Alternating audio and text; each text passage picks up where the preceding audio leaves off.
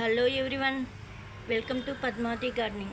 இன்றைக்கி வீடியோவில் பார்க்க போகிறது சம்மர் சீசனுக்கு எந்த எரு கொடுத்தா நல்லா செடி ரோஜா செடி வளரும் அதை பற்றி தான் நம்ம பார்க்க போகிறோம். வீடியோக்குள்ளே போகிறதுக்கு முன்னாடி புதுசாக பார்க்குறவங்க நம்ம சேனலை சப்ஸ்கிரைப் பண்ணிக்கோங்க. வாங்க வீடியோக்குள்ளே போகலாம்.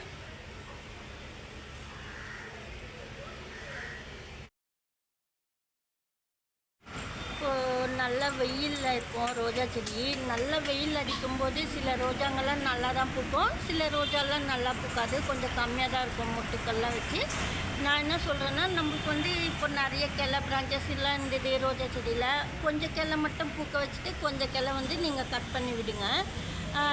கம்போஸ்ட் தண்ணி, நீங்கள் வெஜிடபிள் கம்போஸ்ட் வச்சுருந்தீங்க, அது கூட நீங்கள் தண்ணியில் கலந்து ரோஜா செடிக்கு ஊற்றலாம். இப்போ அந்த மாதிரி ஊற்றும்போது நல்லா வளரும். அதே சமயத்தில் நீங்கள் இந்த கம்போஸ்ட் தண்ணியிலேயே கொஞ்சமாக லெமன் ஒரு ஸ்பூன் அளவுக்கு லெமன் பிழிஞ்சு அந்த ஜூஸும் கொஞ்சம் சேர்த்துக்கலாம். வெயிலுக்கு ரொம்ப நல்லது. நிறைய தளிர் வரும் நீங்கள் அது போலலாம் கொடுக்கும்போது. முட்டை ஓடு கூட நல்லா மிக்ஸி கப்பில் அரைச்சிட்டு சாயிலுக்குள்ளே கலந்து வைக்கலாம். ஏன்னா அது கொஞ்சம் லேட் ஆகும் முட்டை ஓடு, அதனால் நான் அப்பப்போ கலந்து விடணும்னு சொல்கிறது. முட்டை ஓடு எக்ஸல் போடும்போது கூட நிறைய ரோஜா செடியில் தளிர் வரும். அப்பப்போ நம்ம ரோஜா செடி கட் பண்ணி விடணும். பெரிய செடியாக இருந்தால் கூட பரவாயில்ல, நீங்கள் கொஞ்சம் கொஞ்சமாக பிரான்ச்சஸ் கட் பண்ணி விடணும். பாருங்கள், நான் கொஞ்சம் ஃபுல்லாக கட் பண்ணிட்டேன். வெயிலுக்கு கொஞ்சம் கிழங்கெல்லாம் காயும் சில டைமில். ஏன்னா ஹீட் அதிகமாக இருக்கும் பிளான்ட்டில், அதுக்கு சொல்கிறேன். அந்த மண்ணுக்குள்ளே ரொம்ப ஹீட் இருக்கும். சரியாக தண்ணி ஊற்றலைன்னா கூட சில டைமில் காஞ்சிடும். இது போல் மொட்டெல்லாம் வந்திருக்கு. இந்த இடத்துல பூ பூத்துருக்கு, இங்கெல்லாம் கூட மொட்டு இருக்குது. இருந்தாலும் இப்போ இந்த சைடு மொட்டு இருக்குது. நீங்கள் கொஞ்சம் பிரான்ச்சஸ் பூக்க வச்சுட்டு கொஞ்சம் மொட்டு கட் பண்ணிடணும். அப்போ நிறைய தளிர் வரும். அதே சமயத்தில் பூ கூட அழகாக இருக்கும் பூக்கும்போது. ஏன்னா நிறைய இப்போ ஃபுல்லாக வெயிலில் இருக்கும்போது செடி இது போல் தான் நம்ம வளர்க்கணும். ரோஸ் பிளான்ட்டு வெயிலில் இருக்கும்போது நீங்கள் அப்பப்போ நான் கம்போஸ்ட் தண்ணியில் லெமன் பிழிஞ்சு கொஞ்சமாக சேர்க்கணும்னு சொல்லியிருக்கேன். அதிகமாக ஊற்றக்கூடாது, கொஞ்சமாக தான் ஊற்றணும். அதே சமயத்தில் நீங்கள் நைட்டு சாதம் மிச்சமாக இருந்ததுன்னா, இல்லை சாதமே கூட கொஞ்சமாக நீங்கள் தண்ணியில் ஊற வச்சுட்டு அந்த சாதத்துலேயே கொஞ்சமாக தயிர் ஊற்றிட்டு நீங்கள் நல்லா பிசைஞ்சிட்டு வச்சிடணும். வச்சுட்டு நைட்டு வச்சுட்டு காலையில் கூட ஊற்றிடலாம். அதாவது கொஞ்சமாக நிறைய தண்ணி மிக்ஸ் பண்ணிவிட்டு பிளான்ட்டுக்கு ஊற்றலாம். நல்லா குளிர்ச்சியாக இருக்கும் பிளான்ட்டு. மார்னிங்கும் ஈவினிங்கும் ரெண்டு வேலையும் சேர்த்து நீங்கள் ஸ்ப்ரே பண்ணணும் ப்ளெயின் வாட்ரு. அதாவது ஃப்ரிட்ஜு தண்ணி இருந்தால் கூட பரவாயில்ல, நீங்கள் கொஞ்சம் சில்னஸ் ஐஸ் கட்டி கொஞ்சமாக போட்டுட்டு பக்கெட் தண்ணியில் ஐஸ் க்யூப் போட்டு நல்லா கொஞ்சம் கரைஞ்ச உடனே நீங்கள் செடிங்களுக்கு மேலுக்கு ஸ்ப்ரே பண்ணலாம். ரொம்ப குளிர்ச்சியாக இருக்கும் பிளான்ட்டு, ரொம்ப நல்லது. ஆனால் நிறைய அப்படியே ரொம்ப, அதாவது காலையில் மட்டும் தெளிச்சிட்டு நல்லா சாயங்காலம் லைட்டாக தெளித்தா போதும். இல்லை காலையில் கொஞ்சமாக தெளிச்சிருந்தீங்கன்னா ஈவினிங் நல்லா கொஞ்சம் அதிகமாகவே தெளிச்சிக்கலாம். ஆனால் ரொம்ப நைட்டுக்கெல்லாம் ஊற்ற தேவையில்ல. நீங்கள் ஒரு 6 மணி 5 மணிக்கெல்லாம் நீங்கள் ப்ளெயின் வாட்டர் ஸ்ப்ரே பண்ணிடலாம்.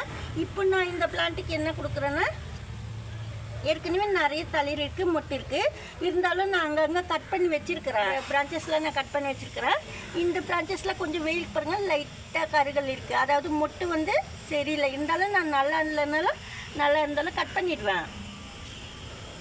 பாட்டில் ஏற்கனவே கம்போஸ்ட் பண்ணுறது உங்களுக்கு தெரியும். நான் ஏற்கனவே கட் பண்ணி தர்பீஸ் பழம்லாம் இது போல் காய்கறி வேஸ்ட்டு, தர்பீஸ் பழம் எல்லாமே நம்மளுக்கு கிடைக்கிற வேஸ்ட்டெல்லாம் இதுக்குள்ளே போடுறோம்.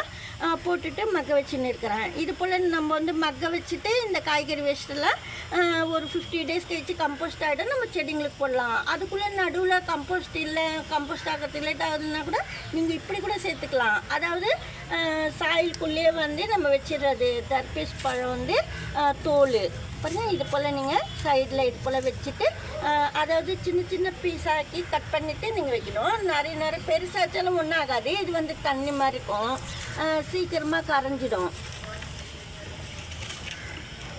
இது போல் கொஞ்சமாக நீங்கள் தர்பீஸ் பழம் தோல், இந்த மாதிரி கிடைக்கிற வாழைப்பழம் தோல், இந்த மாதிரிலாம் போடணுன்னா இப்போ வெயிலுக்கு தர்பீஸ் பழம் தோல் வச்சா ரொம்ப நல்லது. இல்லை தர்பீஸ் பழமே கூட நீங்கள் ஜூஸ் சப்போஸ் எடுக்க முடியுதுன்னா அது கூட நீங்கள் பிளான்ட்டுக்கு ஊற்றலாம். சூப்பராக செடி வளரும். நடுவில் நான் சொன்ன மாதிரி சாதமோ தயிர் இதை மாதிரிலாம் நீங்கள் லிக்விட் ஃபெர்டிலைசர் ரெடி பண்ணிவிட்டு கொடுக்கணும் வெயிலுக்கு. அப்போ தான் ரோஜா செடி நல்லா தாங்கி நல்லா பூக்கள் பூக்கும். எவ்வளோ பசுமையாக இருப்பாருங்க. லீஃப் எல்லாம் கூட சூப்பராக இருக்குது, அழகாக வளர்ந்துருக்கு. ரெட் கலரில் தளிர் இருக்குது பாருங்கள். அப்பப்போ நீங்கள் கொஞ்சமாக வாழைப்பழம் தோல் சேர்த்துட்டே வரணும் பூ வைக்கணுன்னா, அதாவது மொட்டு வைக்கணுன்னா. அதை பாருங்கள் இது போல். ஏன்னா கம்போஸ்ட் பண்ண லேட் ஆகுது, அதுக்குள்ளே இதெல்லாம் நம்ம வச்சிடலாம். நீங்கள் மேலுக்கு மட்டும் மண் கவர் பண்ணிடணும், மேலுக்கு தெரியாதபடி. இந்த சம்மர் சீசனில் ரோஜா செடிக்கெல்லாம் மெலிசான சாக்கு பையெல்லாம் கிடைக்கும். நீங்கள் அந்த சாக்கு பை கூட கட் பண்ணிவிட்டு மேலுக்கு போட்டு வைக்கலாம், சூப்பராக சில்னஸ் இருக்கும். அதுக்காக சொல்கிறேன் நான்.